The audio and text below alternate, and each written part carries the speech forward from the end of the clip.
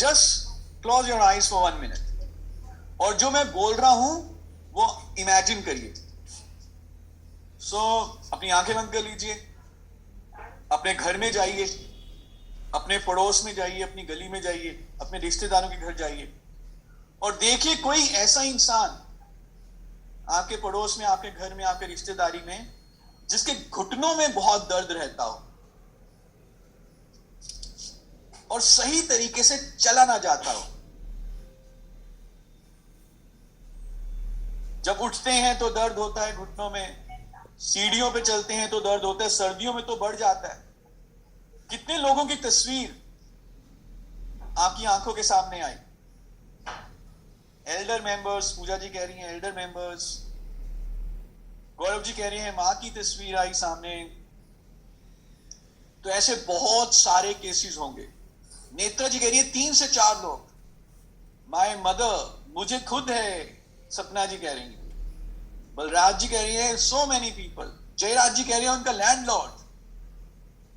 तो ऐसे बहुत सारे लोग हैं और इस प्रॉब्लम को हम कहते हैं ऑस्टियो आर्थराइटिस। तो एक हमने बात करी थी ऑस्टियोपोरोसिस के बारे में, ऑस्टियोपोरोसिस जिसमें हड्डियां कमजोर हो जाती हैं, और दूसरी हमने बात करी थी ऑस्टियो आर्थराइटिस जो अभी हम बात कर रहे हैं।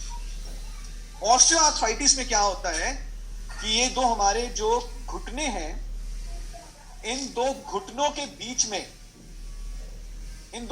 बीच में पनीर की तरह एक टिश्यू होता है जो इन दो घुटनों की हड्डियों को आपस में टकराने नहीं देता। तो जब तक हम जवान होते हैं हम दौड़ते हैं, कूदते हैं, भागते हैं, हमें कुछ भी दर्द महसूस नहीं होता। लेकिन जैसे जैसे हमारी उम्र बढ़ती है ये जो कार्टिलेज होता है घुटने की हड्डियों के बीच में, ये कार्टिलेज पतला होना शुरू हो जाता है। और जब कार्टिलेज पतला होगा तो ये हड्डियां आपस में टकराएंगी, और जब हड्डियां आपस में टकराएंगी तो दर्द होगा, सूजन होगा और चलना मुश्किल हो जाएगा। और इसे हम कहते हैं ऑस्टियोआर्थराइटिस। और ऑस्टियोआर्थराइटिस का जो सबसे बड़ा कारण है वो है उम्र का बढ़ना, क्योंकि उम्र के बढ़ने के साथ साथ कार्टिलेज पतला होता है। और जब कार्टिलेज पतला होगा, जिसे कई लोग ग्रीस कहते हैं कि ग्रीस खत्म हो गया, ग्रीस खत्म होने का मतलब है कि कार्टिलेज पतला हो गया। तो उम्र के बढ़ने के कारण जब कार्टिलेज पतला होता है तो घुटने की हड्डियां आपस में टकराना शुरू करती हैं, और जब ये हड्डियां आपस में टकराना शुरू करेंगी तो दर्द होगा, सूजन होगा और चलना मुश्किल हो जाएगा। तो मुझे बताइए यहां पे किसी को वरदान मिला है? अनीता जी, मैं आपके सवाल पे अभी आऊंगा जो आप लिख रहे हो।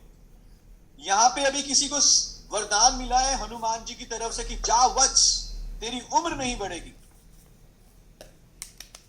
किसी को वरदान मिला है यहाँ पे कि जा वत्स, तेरी उम्र कभी नहीं बढ़ेगी? किसी को वरदान नहीं मिला हुआ। विच मीन्स कि हम सबकी उम्र बढ़नी है, और जैसे जैसे हमारी उम्र बढ़ेगी हम सारे कुछ ना कुछ रिस्क पे जरूर रहेंगे। किस चीज के? ऑस्टियोआर्थराइटिस के।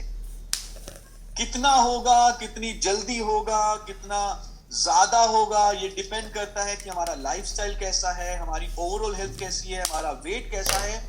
लेकिन सबको कुछ ना कुछ तो होगा ही होगा। जैसे उम्र के बढ़ने के साथ साथ स्किन में झुर्रियां आती हैं, जैसे उम्र के बढ़ने के साथ साथ बाल कम होते हैं, उसी तरह से उम्र के बढ़ने के साथ साथ ऑस्टियोआर्थराइटिस भी कुछ ना कुछ तो होगा ही होगा। अब आपकी और मेरी प्रायोरिटी सिर्फ इतनी होनी चाहिए कि ऑस्टियोआर्थराइटिस इतना ना हो जाए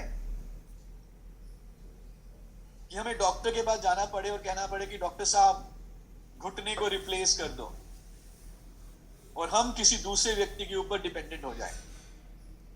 तो कितने लोग घुटनों का ऑपरेशन करवाना चाहेंगे? Can I see the hands? कोई घुटनों का ऑपरेशन करवाना चाहेगा? No, never, no one, of course. तो यदि हम चाहते हैं कि बड़ी उम्र में भी हमारे घुटने हेल्दी रहें,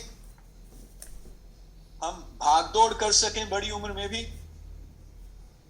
तो जो एक प्रोडक्ट मैं आपको बताना चाहूंगा अभी, one of my favorite product, उसका नाम है well glucosamine with Boswellia and curcumin. So let me share the screen. Well glucosamine with boswellia and curcumin. और ये प्रोडक्ट है स्ट्रॉन्ग जॉइंट्स के लिए, बेटर मोबिलिटी के लिए, डिसेबिलिटी ना हो बड़ी उम्र में, घुटने खराब ना हो। तो इसका जो हमें ध्यान है वो पहले से ही, अभी से ही रखना पड़ेगा। And the product is called well glucosamine with boswellia and curcumin. तो सबसे पहले तो मैं आपको प्रोडक्ट के नाम की तरफ थोड़ा आपका ध्यान लेके जाना चाहूंगा। ग्लूकोजामाइन का मतलब ये नहीं है कि इसके ग्लूकोज है, नो।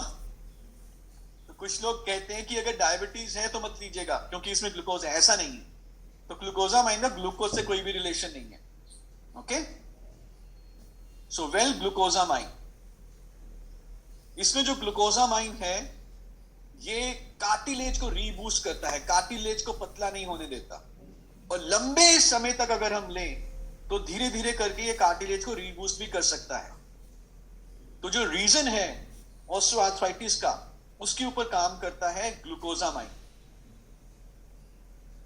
कर्क्यूमिन दर्द को कम करता है,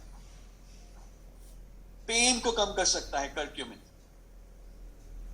ये हल्दी का एक बेनिफिशियल कंपोनेंट कंपाउंड है जो हल्दी में पाया जाता है। और बॉसवेलिया सूजन को कम करता है। इसके अलावा हमने इसमें डाला है MSM, मिथाइल सल्फोनिल मीथेन। ये फ्री रेडिकल्स को दूर करने में मदद करता है और हमारे सेल्स को, जो जॉइंट्स के आसपास के सेल्स हैं, उनको हेल्दी रखता है।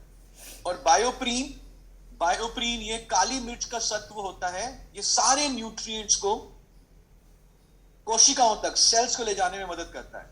तो 5 चीजें हैं, ग्लूकोजामाइन जो कार्टिलेज को अच्छा बनाए रखेगा, कर्क्यूमिन जो दर्द को दूर करेगा, बॉसवेलिया जो सूजन को दूर करेगा, MSM जो हमारे सेलुलर हेल्थ को अच्छा रखेगा, बायोप्रीन जो इन सारे न्यूट्रिएंट्स को सेल्स में ले जाने में मदद करेगा।